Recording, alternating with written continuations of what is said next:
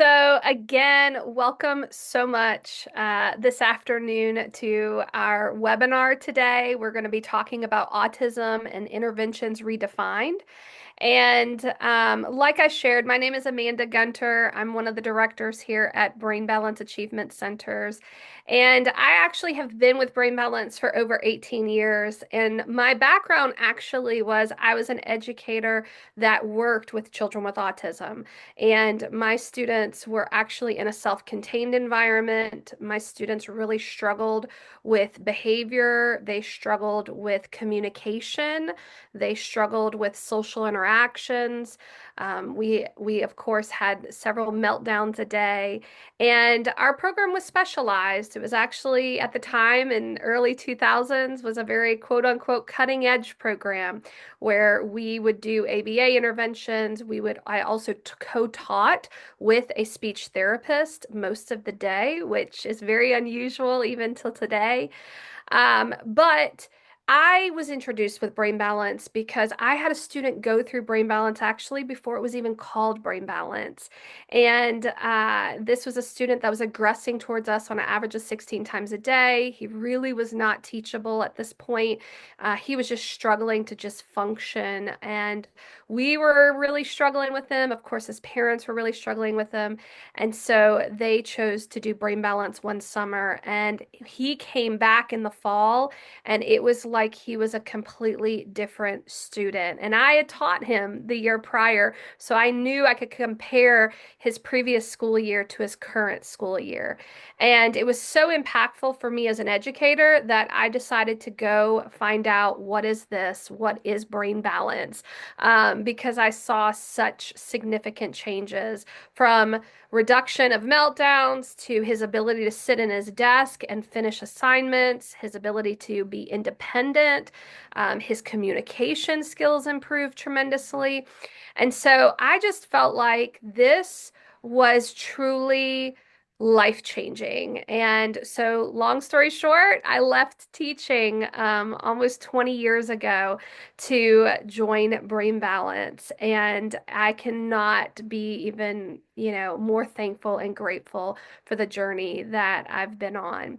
We have centers all over the country. So, again, if this is your first time joining us, we're going to be doing some polls throughout the presentation today. I would love for you to interact with them. Of course, the first one we always ask if this is your first time joining us for a webinar. Or if you have been to a previous webinar, then welcome back. And then, of course, the second question is have you completed an assessment or a consult at Brain Balance? So that just helps me kind of have an understanding of how much you guys know going into this presentation. We're going to talk a lot about, autism. We're going to talk about what the latest research is saying. And wow, there is a lot of information coming out. Obviously, it's Autism Awareness Month, right? And so there's a lot of hot topics. But I really do want to focus in on how do we address really what's going on in the brain, understanding what's going on in the brain, and then how do we improve the function of the brain and build connectivity in the brain. So you as families and even educators or professionals can actually see growth in your child or young adult. So sure enough, it says that 60%, or I'm sorry, 40% is yes, this is your first time. 60% saying no, you've been here before, so welcome back. And then also too, it looks like it's half and half almost. 46% said yes, I've completed an assessment or a consult, and 54% say no. So that is definitely wonderful, and we're glad you're here. And I really hope that you are able to have more of an understanding of really, what's going on, and really what the latest research is saying, and then how do we redefine and and be able to develop more interventions and a plan for your child that can be life changing. So That's what we're going to talk about today. Of course, there are several common challenges faced with individuals with autism. I'm sure if you are a parent or you are a professional that works with children or individuals with autism, it can be all the way into adulthood, that there can be communication challenges, right? There's difficulty with eye contact, emotional regulation, difficulty with social and emotional development, of course, inflexibility, difficulty maybe learning those basic skills and sensory processing challenges. As an educator, it was so interesting for me that I would work a lot on social skills, and it was amazing that in a small group environment, when we're playing a game, how my students would respond very appropriately in those small group settings.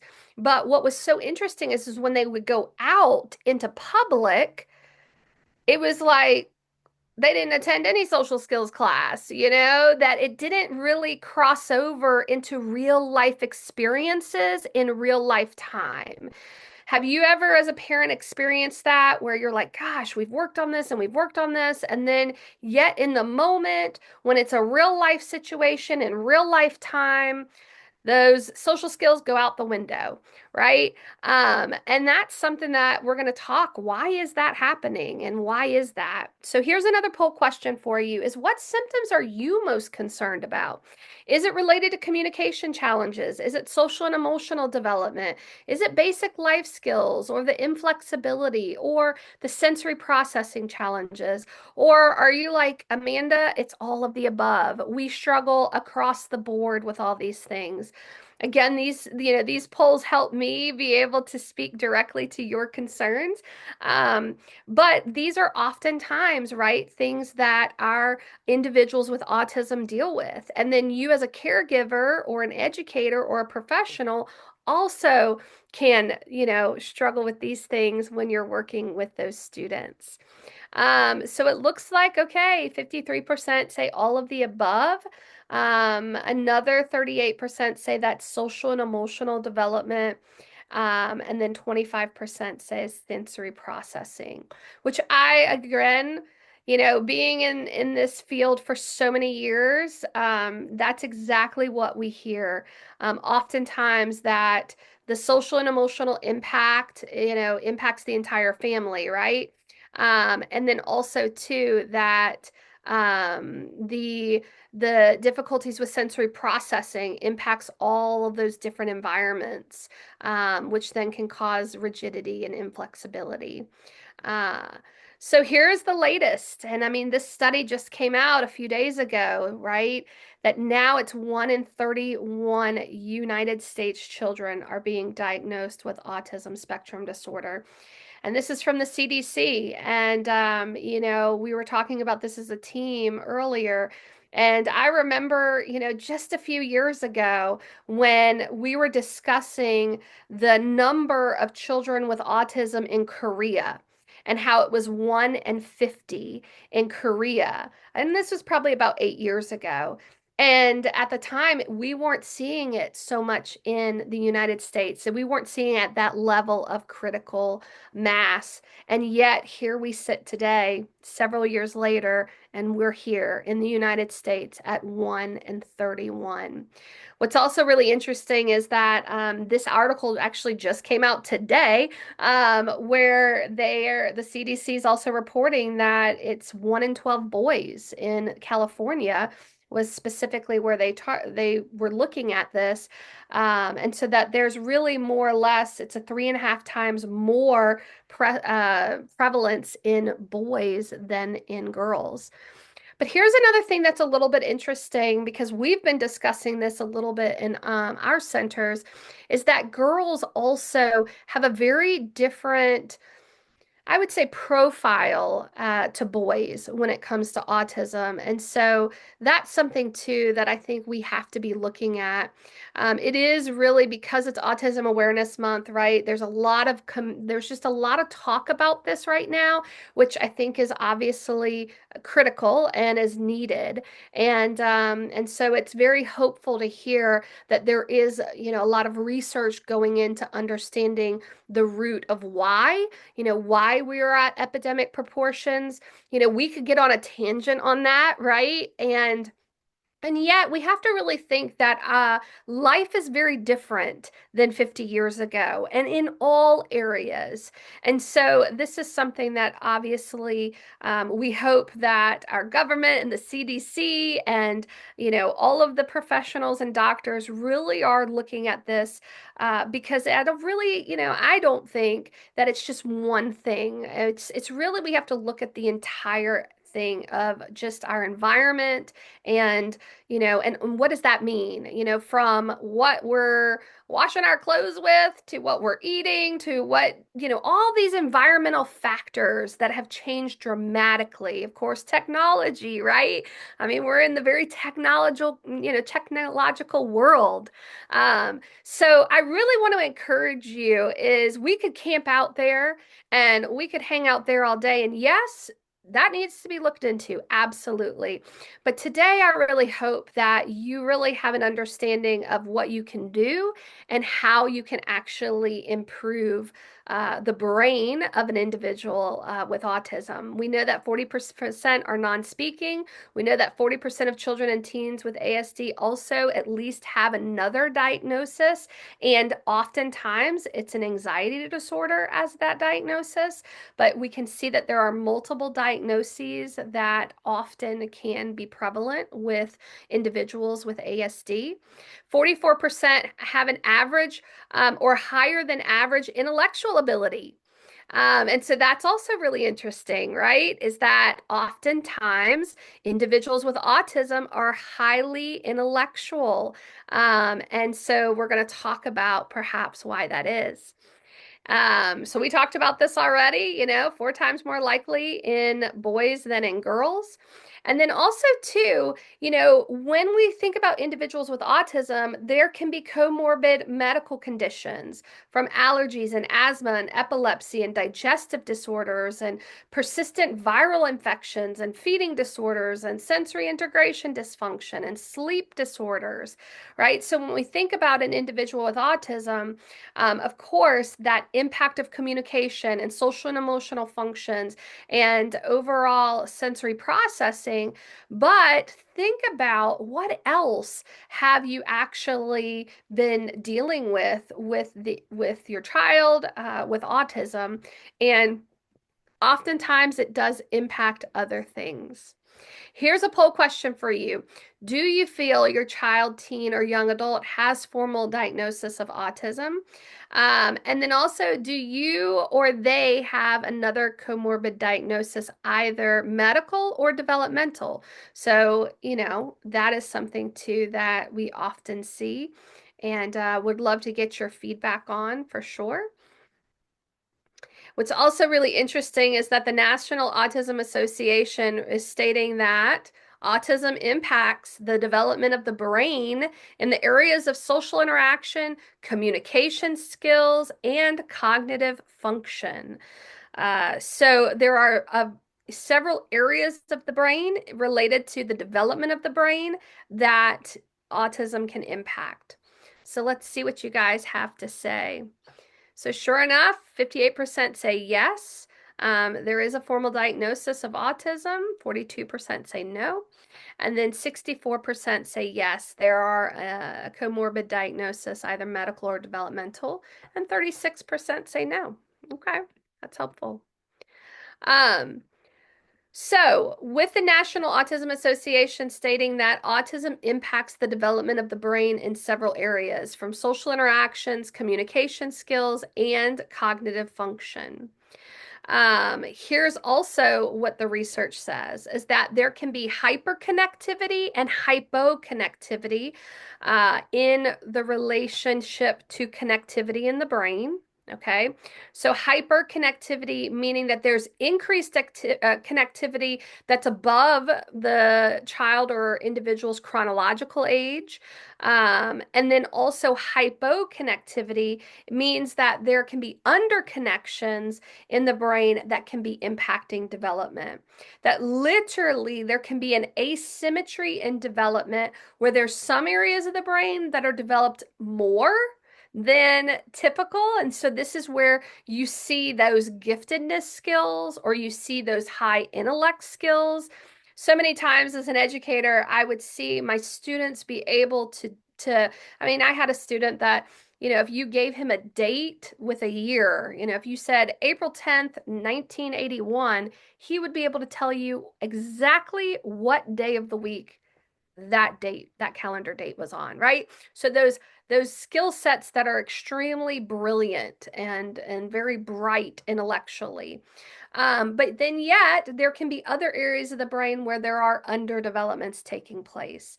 And so what ends up happening is it's an imbalance, and it can impact the integration between the two hemispheres of the brain. It can impact the cross communication of the brain. And so therefore, sometimes you may not even see that individual's full potential due to the asymmetry in development across brain regions. So that is something, to really think about and consider. Also, when we're thinking about early development, this is something that is very fascinating because, even as little as 10 years ago, a diagnosis on the autism spectrum, uh, could really only happen around 2.5, 3 years old. It was really oftentimes you would hear from pediatricians, well, every child develops differently and you need to wait. But now the research is indicating that atypical connectivity patterns can be detected early in development, that even before the emergence of overt behavioral symptoms of autism, and it suggests that brain connectivity differences are fundamental to the development of autism spectrum disorders. So, some of the things that we are really looking at brain balance, even again, in young children, you can actually see when you look at motor systems, and we're going to talk about this, their gross motor functions versus their fine motor functions, and their body awareness and their ability to physically feel their body, and their balance from one side of the body to the other, and their muscle tone. There's a lot of things that you can look on early on that can be a little bit of an indication of underconnectivity or overconnectivity and overdevelopment in the brain taking place. So, again, here's what the research says related to age-related changes, that connectivity patterns in individuals with autism can change with age, right? And that there were some studies that have found that connectivity abnormalities in certain brain networks may become more pronounced with age, while others may normalize or change in different ways over the lifespan. So that is something too that a lot of research is looking at, is just the connectivity patterns in the brain and how connectivity can change over time. Now, that I hope you're hearing that there's a common theme here, right? On how we can see improvement in connectivity of the brain, which is awesome, and it's very powerful when we really start talking about individuals on the spectrum. Did you know that symptoms of autism are impacted by hyper or hypoconnectivity of the brain? So I just want to kind of do a little check-in here and make sure you guys are tracking with me. And also, does your child, teen, or young adult both have strengths and weaknesses that could be causing a disconnect that's really prohibiting them from reaching their full potential? So, these are really when we're thinking about, okay, this is what our research is saying, that individuals on the autism spectrum have different patterns of connectivity in the brain. Individuals with autism have areas of the brain that can be underdeveloped, and there are areas of the brain that can be overdeveloped, which can impact that cross communication of the brain and that overall synchronization of the brain. This is something that we talk about at Brain Balance, but that we have two hemispheres of the brain, and it's about timing and rhythm, and it's about the cross communication between the two hemispheres of the brain. And so when there's asymmetry in development taking place, it often causes a disconnect between those cross communications.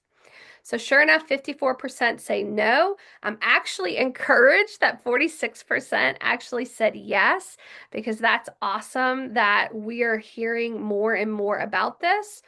And then, of course, 89% are saying that it's prohibiting them from reaching their full potential. So that is why we're here, is we want to see children and adults reach their full potential. So when we're talking about this, and we're really talking about, hyperconnectivity and hypoconnectivity in the brain, and that basically a lot of the root issue is underconnectivity in the brain. I really want to take a minute and talk about development and how the brain really should develop neurotypically. How do you typically build those neuro connections in the brain?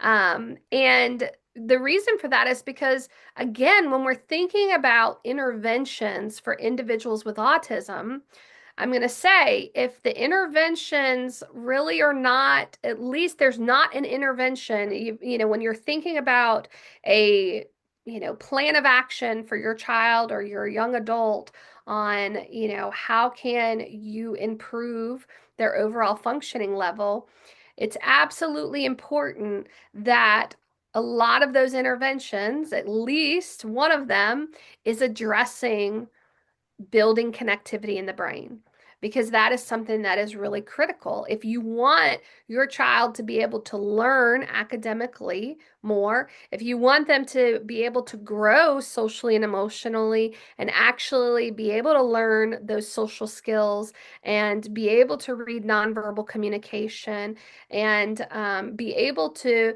be able to learn those life skills, you really have to have optimal processing in the brain. And optimal processing in the brain means optimal connectivity in the brain. Okay. So the reason why we choose a picture of an iceberg is because if you look at the tip of the iceberg, oftentimes these are the visible symptoms that you are seeing and you're experiencing every day. So from meltdowns to inflexibility to difficulty with eye contact, communication challenges, sensory processing challenges, difficulty with learning basic life skills, difficulty with social and emotional development, right? Those are the things that you are experiencing, and those are the symptoms that you are seeing and experiencing every day.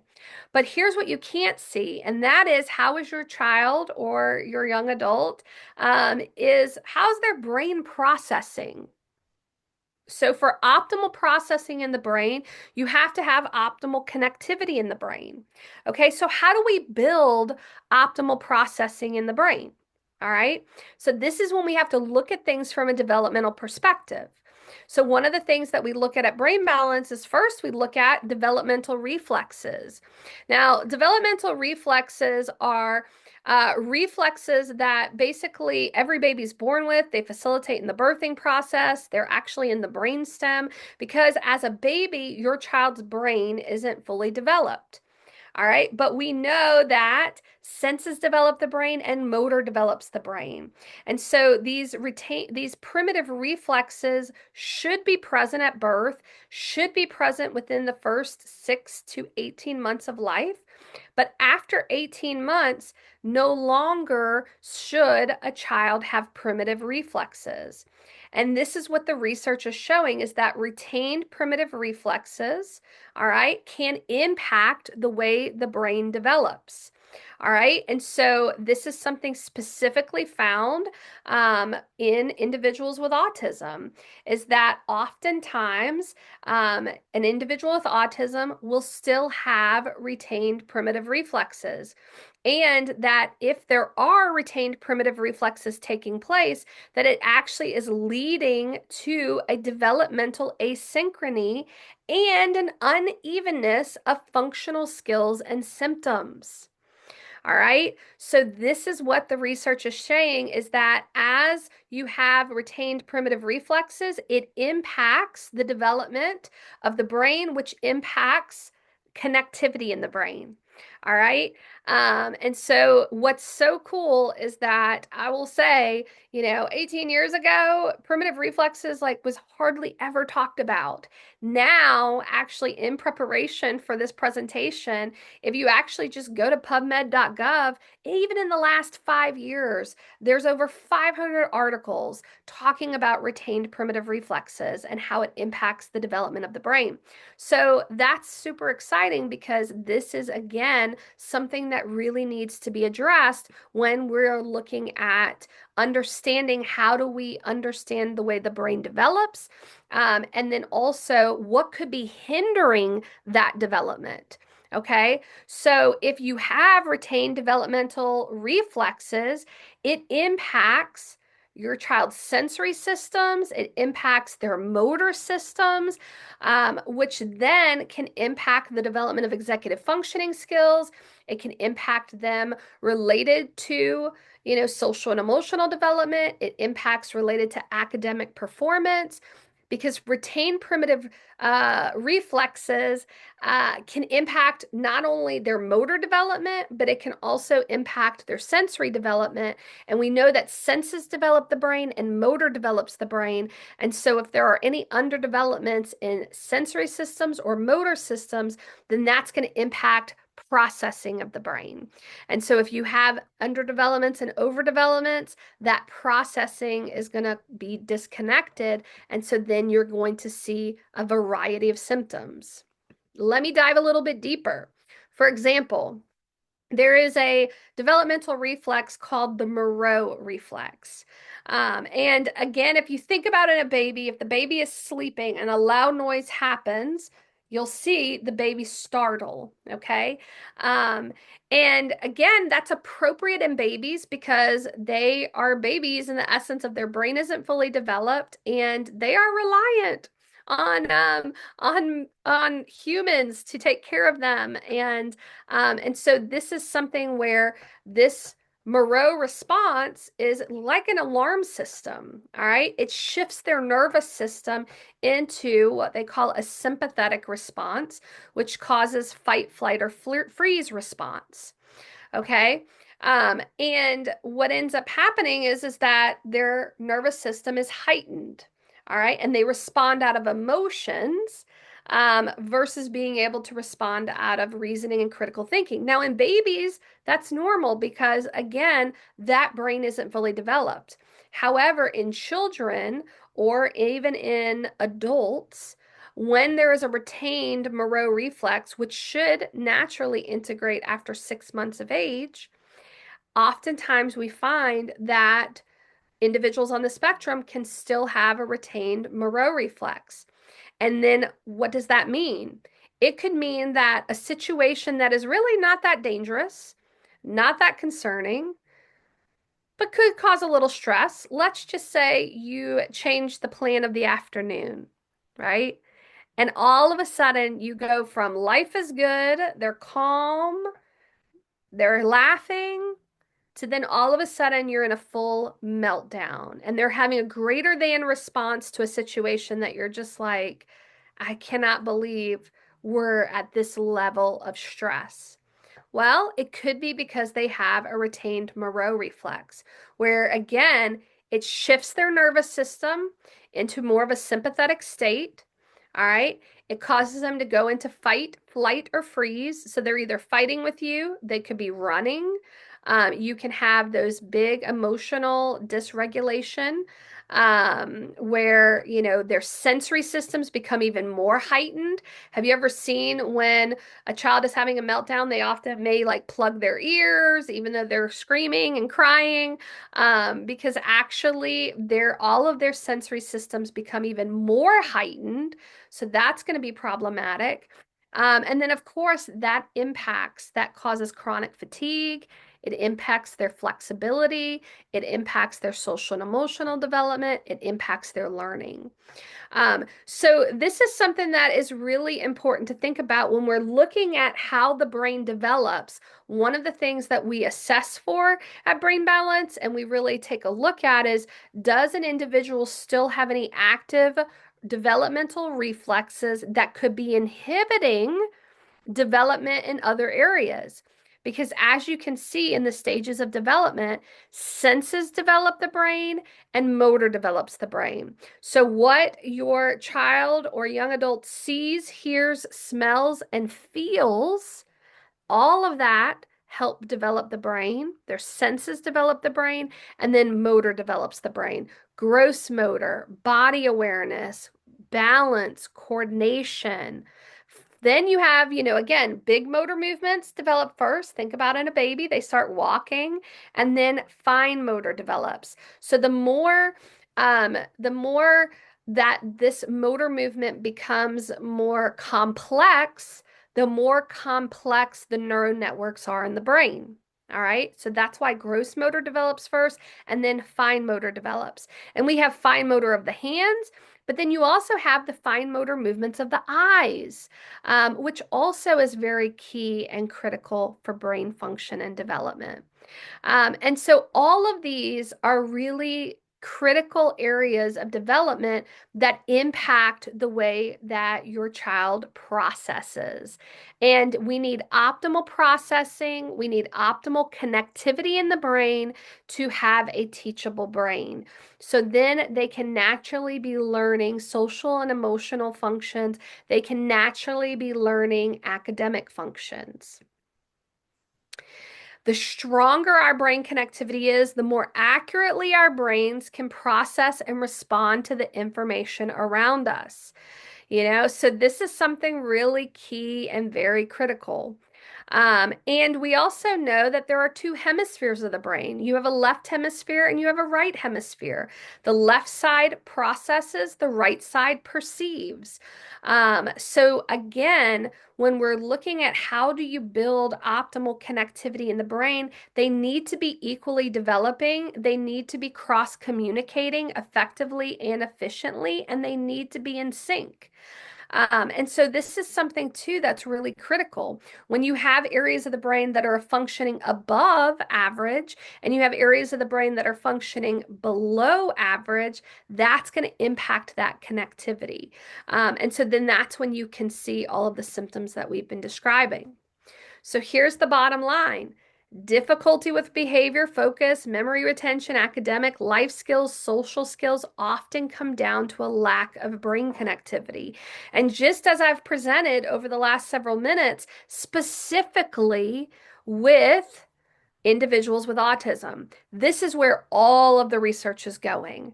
And so when we're thinking about, okay, how do we develop interventions to improve functioning of individuals with autism? I would wholeheartedly say you have to go after programs that are going to build connectivity in the brain. Okay? Because if you can improve connectivity in the brain, you can reduce the symptoms of what you're dealing with as a parent. And this is something that is really critical. And this is the study of neuroplasticity, which is so encouraging because, we once thought that, well, here's the way this child is going to be, and that's it.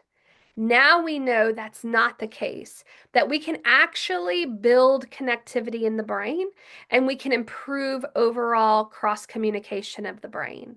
And so that is hopefully something that I really do hope that you take away from today is that all of the research is saying that individuals with autism have underconnectivity and overconnectivity in regions of the brain that is impacting the cross communication of the brain. And so we need to build brain connectivity. That is what's key and that's what's critical. So what does it look like? What does life look like with a connected brain? Well, we need to start with the definition of brain health because here's the thing. This month we're talking about autism. But as you know, if we really think about in the 90s, it was all about the brain as far as the research was going into brain function.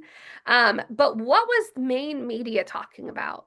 The main media in the 90s were talking about the heart and heart health because they were seeing such an increase over the last 20, 25 years of heart disease, right?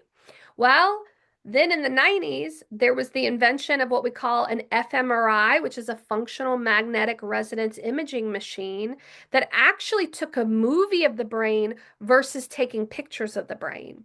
This was a big deal in the 90s because now all of a sudden they were able to start seeing, wow, there are connections in the brain.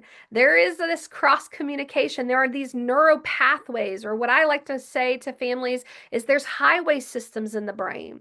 But when you have underdevelopments taking place in the brain, those highway systems, maybe it's like a 2-lane highway versus a 6-lane highway. You know, if you're ever in a big city like Atlanta or LA, I will tell you, imagine trying to drive through downtown Atlanta with a 2-lane or a 4-lane highway versus they have 10 lanes on each side. You know, you're able to get, a lot more connectivity happening when you have many more neural networks happening. So that was a huge deal in the 90s where they really were able to start seeing the importance of connectivity and that there's a rhythm and there's a cross communication taking place. Well, that's in the 90s. Now we're in 2025, right? And what are we talking about? Often you're hearing conversations about brain health. Well, the World Health Organization in 2022 actually wrote a position paper that to define what brain health is. Because yes, today we're talking about autism, but the reality is that we have to all be aware of brain health, that there are a series of disorders that can be taking place throughout one's life. And really, that's something that there's a lot of research going into and continues to go into. So here's what the World Health Organization, and here's how they defined brain health. They said that brain health is the state of brain functioning across cognitive, sensory, social emotional, behavioral, and motor domains, allowing for a person to realize their full potential over the life course, irrespective of the presence or absence of disorders. So, this is just defining what brain health is. Okay. Now, here's the thing. All right. If we're saying that there are underconnectivity in the brain and overconnectivity in the brain, and there's an asymmetry of skill set, and there's just an overall lack of brain connectivity with individuals with autism, then how do we improve connectivity in the brain? Well, we have to look, just like I shared, through a developmental perspective, where we have to address these 5 brain health domains. We have to look at an individual with autism, we have to look at their sensory systems, from their visual processing to their auditory processing to their ability to physically feel their body, which I'm going to come back to in a minute, to their ability to smell, which we call olfactory, to their ability to taste. How many of our individuals with autism are picky eaters, right? Or they have a very heightened state of sense of smell, all right? Or they can't even sniff on demand and they can't even smell at all, right? There are really interesting factors when you really look at each individual with autism, how that their connectivity functions are impacting their sensory functions and the development of their sensory systems. Then it also says gross motor, fine motor, right? So we have to look at muscle tone, gross motor coordination. I often say to parents, a coordinated body is a coordinated brain. So if your individual with autism has a lot of uncoordination, right? Where they're just not coordinated, they can't ride a bike, they have low muscle tone, they have difficulty crossing the midline, their motor movements are very rigid, they're kind of like, couch potatoes. They really don't want to do things that are physically active. Um, those are things that you have to really look at because that's just showing an impact of motor development. Then we have fine motor development, fine motor of the hands. Handwriting is a great example. But you also have the fine motor movements of the eyes. So when we're talking about fixation of the eyes and eye contact, those are things that you have to consider as well. Of course, the body awareness piece and being able to feel their body and move their body in space appropriately. Oftentimes, individuals with autism, they're space invaders, right? So timing and rhythm. Then we have cognitive functions. So attention, memory, comprehension, logic and reasoning, academics and learning, executive functions. So we really have to have optimal functioning in the cognitive area. And then that's going to impact their behavioral functions, and that's going to impact their social and emotional development, right? So, coping skills, resilience, the development of empathy, impulse control, age appropriate social interactions, reading nonverbal cues. So, all five of these areas need to be optimally functioning to have optimal brain health. All right. And, of course, at Brain Balance, we also feel like there's a fifth domain, and that's nutrition, where, again, what you feed your individual with autism impacts brain function as well. Um, so, a connected brain is a teachable brain. Optimal functioning across all brain regions really enables individuals to learn effectively, regulate emotions, and appropriately perceive and respond to the world around them. So here's the question. How do we strengthen brain connectivity? So we now understand that, okay, here's what the research is saying related to individuals with autism. It's due to a lack of brain connectivity. All right, that there's hyper and hypo connectivity that's impacting the cross communication of the brain. We also now understand that, okay, we have to look at all of these five brain health domains to have optimal connectivity in the brain. So now it's like, how do we strengthen brain connectivity? Because that is the study, like I shared, of neuroplasticity. Building brain connectivity is possible. Reducing the symptoms of autism is possible. It's because when you strengthen brain connectivity, your individual with autism can function better.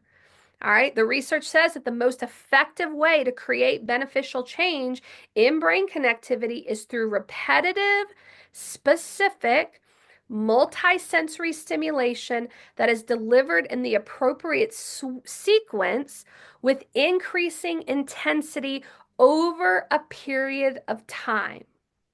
Okay, meaning that you have to activate their brain through their visual system, their auditory system, their ability to smell, olfactory, through their tactile system. So, all of those sensory systems, we have to activate the brain. And then we also have to activate the brain through gross motor exercises and fine motor exercises.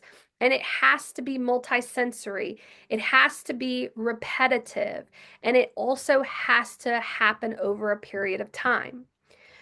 So, one of the things that, I often caution, families with is that there's a lot on social media of all of these different, do this for a week and, all of a sudden it's going to be so different and life is going to look better.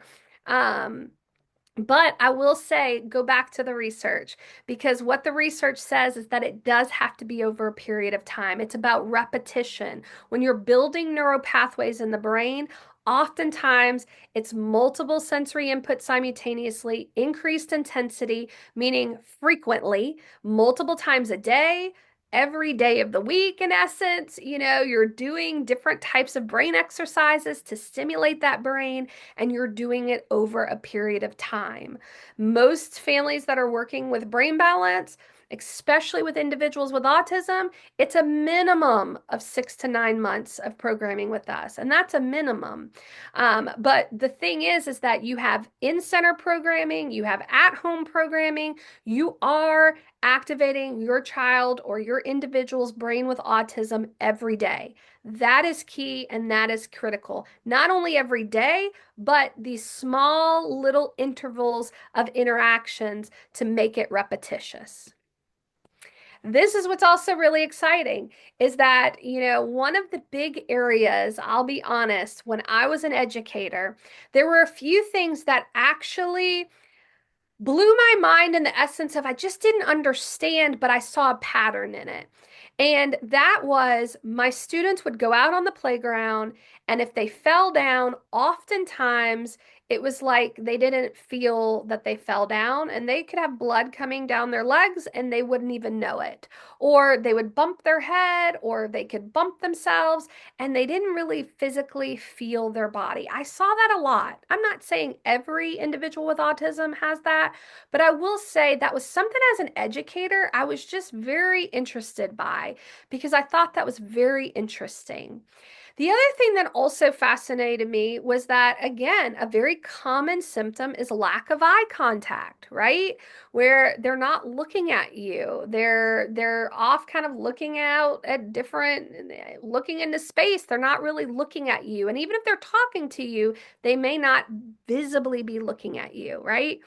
Um, and so that was something that I thought was very interesting, just as an educator. Well, here's a really cool new research that is talking about how the brain responds to touch differently in individuals with autism. So remember, one of our sensory functions is touch and the ability to feel, right?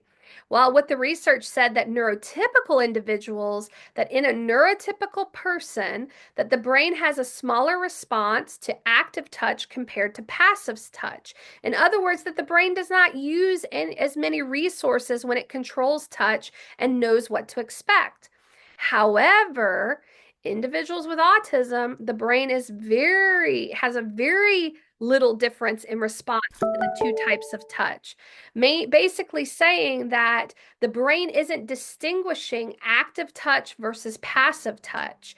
And then what ends up happening is that the individual with autism may have a harder time knowing what their body will feel like or what their body feels or what the body needs to do next. And this can lead to the repetitive movements of stimming. It can cause them to feel, more control if they're stimming because they're able to feel their body more when there's repetitive movements taking place. Because again, a child's brain struggles to make sense of sensory input and it struggles to respond in helpful ways. So basically, it's saying that oftentimes you can see where the brain is not really dialed in to that ability for their body to be able to physically feel appropriately, and for them to know their body in space appropriately because of their impact of their ability to feel. So, again, passive touch versus active touch. This really refers that the touch that happens without using actively doing something, right? So, how many times do we have kiddos that they don't want to wear certain clothing, right? But yet we wear certain clothing and we don't feel the tags, we don't feel the seams, we don't feel the tightness in our socks, right? Those are some examples, right? Where if the connectivity in the brain was appropriately, that passive touch, again, they would not be bothered by it, okay? Versus active touch of being able to touch something on purpose with intention, when you can control it or you know that something is coming. So this is something too, when we're looking at the latest research talking about how there's different neural networks in the brain with individuals with autism on how they respond to touch. That can really impact, again, their ability to physically feel their body, their ability to be able to have eye contact. Because if you don't physically feel your own body, you're going to be disconnected from your body, which oftentimes causes a disconnect with others. And so this is something that's really interesting. And yet, we've been addressing this at Brain Balance for 18 years. We understand that the ability to physically feel your body through tactile stimulation is actually critical for overall brain development and function. So, when we're thinking about how do we build connectivity in the brain, how do we improve tactile functions where they can handle passive touch and they can handle active touch, and their whole tactile system is functioning more accurately. It's through those connectivities of the brain that are needed for optimal connectivity. You need to see optimal connections in their sensory systems, so visual, auditory, tactile, smell. You need to see optimal development in their motor systems, gross motor, fine motor. You need to have optimal functioning in their cognitive functions, right? Which will then help that social and emotional development and that behavioral development. And they can change their behavior because they're able to cognitively reason better. And of course, in our program at Brain Balance, we also say nutrition. So we at Brain Balance are really a drug-free, integrative, multimodal approach that has been doing this for 18 years, backed by research to optimize brain health, to optimize connectivity in the brain. That's what's key. So when you are a parent or a professional and you're looking at, okay, what and how can I help my individual with autism? It's optimizing brain connectivity and doing that through their sensory systems, doing that through their motor systems is really key. So we've created this free guide for you where you can get started immediately. This isn't something that you have to wait on. Oftentimes I say, don't wait, get started, because this is something that is super helpful and super important. So this is a resource that we're providing for you. It's free. And then also too, there are many other resources that if you call the Brain Balance Center, they will, even if you want to talk with them further and just share like what you're going through and what you're dealing with right now, they even have more resources that they can also email you. But like I shared, brain balance is backed by research. Again, we have our Harvard study that showed that there were clinical, behavioral, and neurobiological changes in the brain, meaning that there was physical changes in the brain that were seen in this research study that were even on par with pharmacological treatment. And of course, if you build connectivity in the brain, that is permanent. That's what's awesome about this is that it can provide permanent change for you. Um, and of course, we have several other pieces of research. And one of the things that I often love about the research is that we are showing progress not just in one of those domains. Okay, those brain health domains, like let's just say sensory or cognitive. But if you actually read our research, there is actually change in all of the domains. And that's what we want to see. You want to have a program and a plan that can impact the most areas of brain health domains as possible. And so that's something to really consider and think about, because you can have some change here, but yet you're missing a whole lot of other areas, right? So really what I love about our research is being multimodal, and being drug-free, you actually see change in all 5 health domains. From improvement in their sensory systems, improvement in their motor systems, improvement in their cognitive functions, improvement in social and emotional development, improvement in their behavior. That really tells you that that's optimal connectivity in the brain taking place. We have a QR code on here. You're more than welcome to snap that and go directly to our research page. And we do take research on every single activity that an individual participates in. Um, and so we're constantly doing research, we're constantly taking data. And that's why I loved it even 18 years ago, because I came from a program that was very big in data and taking data. And so that's what Brain Melons does as well. We take data on everything. So again, when you're thinking about, okay, wow, what do I need to do? How do I process all this information, right?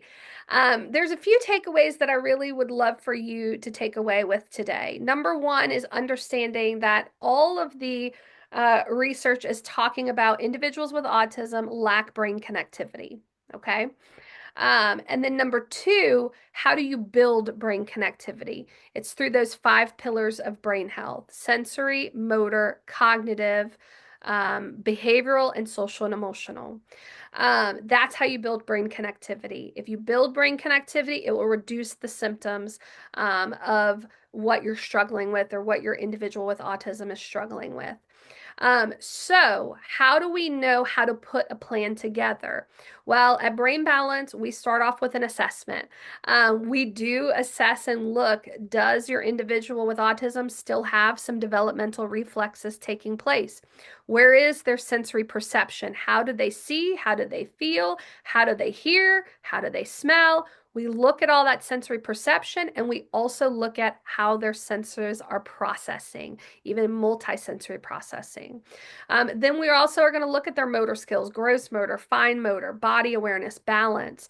We're going to look at their visual system related to reading. We're also going to look at behavioral functions related to your observations and the paperwork that you fill out. And then from there, this is where we really sit down with you and we really have a great discussion. As your individual with autism is having an assessment done, this is when we're meeting with you. We're going through developing and helping develop a plan of action and really giving you options of what's best for your family. We have several options from in-center programming to programming at home to an at-home program. We have lots of options these days. So we will sit with you in that meeting and help develop a plan of action. But it will be very specific and it will definitely be very individualized and very comprehensive for your individual with autism and for your family. All right. Now, here's another poll question that we want to ask you. What takeaway from today's presentation do you think is going to be the most helpful? Having an understanding of how the brain works and develops, the home strategy tips, the resource guide, connecting with Brain Balance to get answers, or all of the above. Again, it's my hope that you have a clearer understanding of what's going on in the brain of an individual with autism. How do you improve connectivity in the brain through the 5 pillars of brain health? And then also what you can do immediately at home is activate their brain through their sensory systems and motor systems. We've given you a resource guide. You can do it. You can do it today if you want to.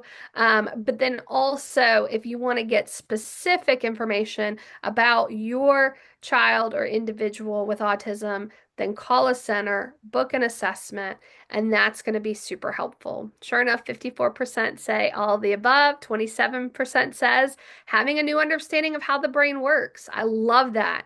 I think that is something that we need to be talking more about, and not just addressing this from a behavioral perspective or a cognitive perspective, because when there's underdevelopments in the brain, it impacts cognition, it impacts reasoning. And so then that's when your cognitive strategies and your behavioral strategies become really challenging, and they can be ineffective, honestly, because there's a weakness in connectivity in the brain, which then causes a weakness in cognition and processing. So let's go deeper, let's build that brain connectivity so we can improve cognition. So then your child or individual with autism can learn. They can learn academically, they can learn socially and emotionally. They can just learn those social skills that can actually make long-term change. Now, I will say, if you feel like that this presentation was helpful, we're actually doing it tonight again, live again at 8 p.m. Eastern. Tell your friends, tell your family members. We will be back here live again. Share the link. I know they probably throw up the link at the end also, but we're more than happy to be able to share this information again. And hopefully this was super helpful for you. And then also next month, we're going to be talking about the science behind behavior and emotions. So this is also something that you may want to share with a friend that has someone struggling with behavior and emotions. That will be our topic for next month. All right. I am not quite for sure what time it is because I don't have my timer, but we might have room for one of two questions, and I'm more than happy to answer some. Yes, I think we can definitely answer a couple. If you have questions, feel free to put them in the Q&A. But one of the questions that we've had is, does a family have to receive a formal diagnosis before they can participate in brain knot? Absolutely not. We really look at, again, brain connectivity. Where are there strengths in brain connectivity? Are there any weaknesses in brain connectivity that could be impacting your child's ability to learn or socially and emotionally develop? So we do not require a formal diagnosis to be able to provide that information for you. That's a good question. What are the ages that brain balance can work with? Sure. So typically the age range is around 4 to 24. And also we do have offer an adult program as well on top of that. So that is something that you have to reach out to the center because the adult program is optional for centers to be able to offer. So typically it's 4 to 24 years old, so all the way through college age. And then there are centers that do offer an adult program because the good news is that neuroplasticity can develop throughout a person's entire life. And so this is something that is super encouraging to all of us that we can actually improve the function of the brain no matter how old the person is. So, great question. How is the brain balance program similar or different to other options that families may have already tried? Well, I think there's several elements that makes it different. And I like to always go back to the definition of neuroplasticity, right? That you have to have multiple sensory stimulation simultaneously with increased intensity over a period of time. So at Brain Balance, we have the repetition piece because typically students work with us about 2 to 3 days a week. We have the multi-sensory stimulation component, meaning that we're activating your child's brain through their tactile system, their visual system, their auditory system, through even olfactory, which is smell, through their motor systems, gross motor, fine motor, timing and rhythm in every single session. We work on cognitive functions as well in every single session. We have nutritional coaching to support you as well. And it's repetitious. Like I said, it's 2 to 3 days a week. So it's that multi-sensory piece as well as repetitious. That intensity of repetition is key. So 2 to 3 days a week in center. If you're doing our at-home program, you're working with an at-home program director, and they're working with you where you meet with them typically once a week, but your program that you're working with your child or your student or the individual with autism is every day. So it's 6 days a week. And so even if you're in center, you are doing an at-home program also.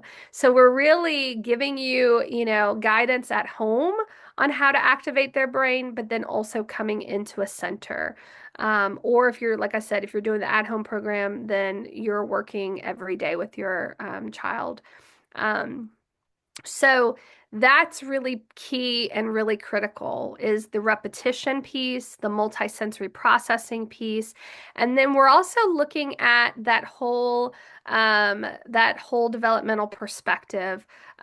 So really addressing all of the areas that need to be fully functioning optimally and fully developed to improve processing of the brain.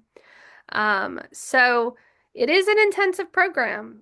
Don't get me wrong, it is. But that's how we see significant change, and we get significant change quickly because we are addressing that lack of brain connectivity in all areas.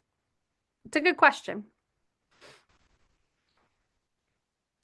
All right, I think we've got time for one more. What does a typical program look like for a family? What are they going to be doing during their time? What do sessions look like?